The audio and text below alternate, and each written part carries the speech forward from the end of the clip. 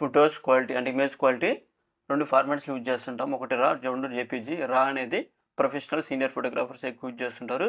JPG మాత్రము ఎక్కువ intermediate photographers, beginner photographers use చేస్తుంటారు. ఎల్ అనేది లార్జ్ అని, ఎం అంటే మీడియం అని, ఎస్ అంటే స్మాల్ అని, ఎల్ ఎక్కువ యూజ్ చేస్తుంటారు.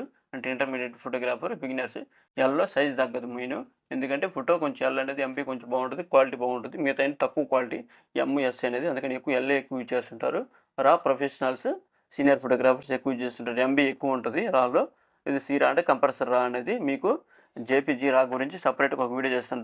దీని క్వాలిటీ, దాని క్వాలిటీ డిఫరెన్స్ దాని గురించి ఒక సపరేట్ లెంతీ వీడియో చేస్తాను. ఇప్పుడు లెంతీ అవుతుంది వీడియో చేయాలంటే.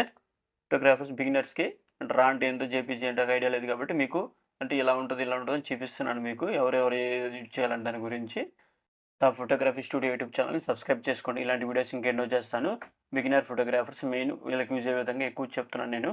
ఎందుకంటే ఫోటోగ్రఫీ నేర్చుకునే వాళ్ళు అనుకునే వాళ్ళు నా ఛానల్ చాలా యూజ్ అవుతుంది.